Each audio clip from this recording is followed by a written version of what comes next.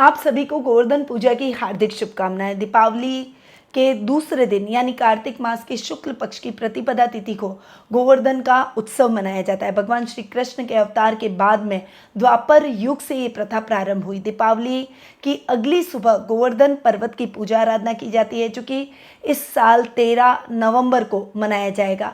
लोग इसे अन्नकूट के नाम से भी जानते हैं। विशेष रूप से इस दिन घर में गाय के गोबर से गोवर्धन पर्वत का निर्माण किया जाता है।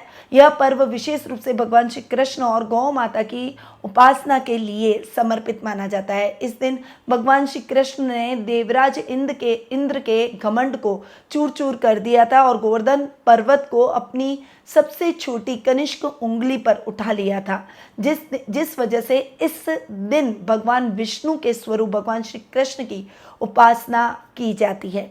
अब जान लेते हैं इस बार गोवर्धन पूजा का शुभ मुहूर्त क्या है।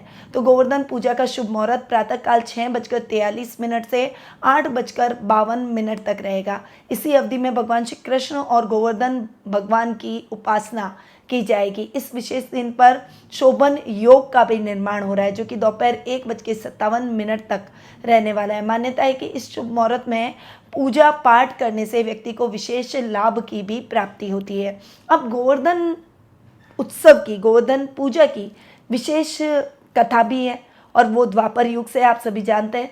तो इसकी कथा क्या है? पौराणिक कथाओं के अनुसार एक बार इंद्र ने अपने घमंड के चलते ब्रज भूमि पर मूसलाधार वर्षा कर दी थी, क्योंकि भगवान श्री कृष्ण ने लोगों को कहा था कि भगवान इंद्र की पूजा करने की अपेक्षा आप वनस्पतियों की, पर्वतों की पूजा करें, क्योंकि पर्वतों से बादल टकराते हैं तभी वर्षा होती है, पर्वतों की कृपा होती है तभी हम वर्षा प्राप्त करते हैं और अच्छी खेतीबाड़ी होती है। तब भगवान श्री कृष्ण ने जब लोगों को ये बात कही तो लोगों ने इंद्र की पूजा नहीं की, जिससे इंद्र देवता नाराज हो गए और उसके बाद इंद्र का प्रकोप बरसा और उन्होंने मूसलाधार वर्षा ब्रज में करना प्रारंभ कर दी। तब भगवान श्री कृष्ण ने गोवर्धन पर्वत को अपनी सबसे छोटी उंगली पर उठाकर ब्रजवासियों को इंद्र के प्रकोप से बचाया था। ऐसी मान्यता है कि भगवान श्री कृष्ण ने गोवर्धन पर्वत को अपनी कनिष्क उंगली पर कई दिनों तक उठाए रखा।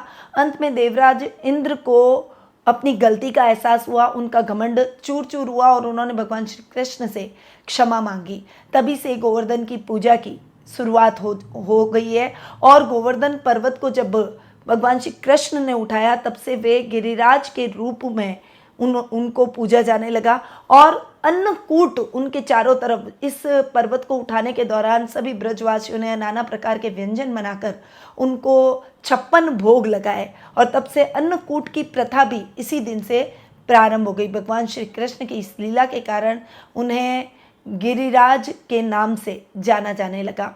गोवर्धन की पूजा विधि क्या है? अब गोवर्धन पूजा पर सुबह जल्दी उठकर स्नान आदि कर लें, पूजा पाठ अवश्य करें। इसके बाद गोबर से गोवर्धन पर्वत बनाएं और उन्हें घर के ईशान कोण में स्थापित करें। ऐसा करने के बाद में धूप, दीप, गंध, पुष्प आदि उन पर अर्पित करें। गोवर्धन भगवान को हल्दी, कुमकुम भी अर्पित करें। भगवान श्री कृष्ण के मंत्रों का जाप करें और गोवर्धन पर्वत की 7 परिक्रमा अवश्य करें।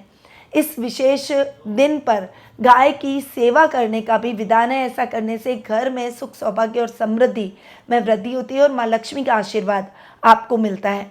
अब आते हैं गोवर्धन पूजा के दिन किए जाने वाले विशेष उपायों पर कि इस दिन क्या विशेष उपाय आपको करने चाहिए। तो इस दिन गोवर्धन पूजा के समय जलते हुए घी के दीपक में 2 गुंजा के दाने डाल दें और पूजा के बाद धूप को दोनों हाथों से लेकर अपनी आंखों पर लगाते हुए अपने पीछे की ओर ले जाएं। आज के दिन ऐसा करने से किसी भी प्रकार का भय या रोग आपके जीवन में नहीं रहता है।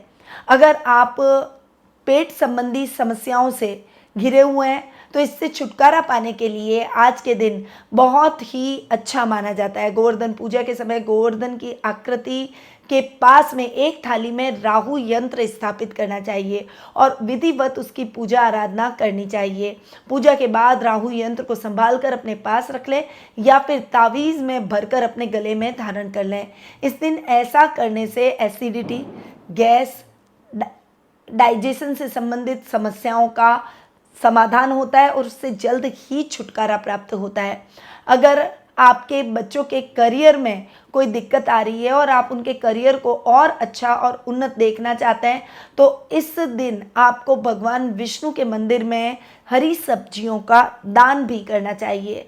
साथ ही भगवान विष्णु के बीज मंत्र का 108 बार जाप करें। ये मंत्र है ओम नमो भगवते नारायणाय। आज के दिन ऐसा करने से बच्चों का करियर खूब ऊपर चढ़ेगा और पढ़ाई में आ रही बाधाएं समाप्त हो जाएगी। तो ये कुछ उपाय हैं जो कि गोवर्धन पूजा के दिन आपको जरूर करने चाहिए। एक बार फिर से आप सभी को गोवर्धन पूजा की हार्दिक शुभकामनाएं। जय श्री राधे कृष्णा।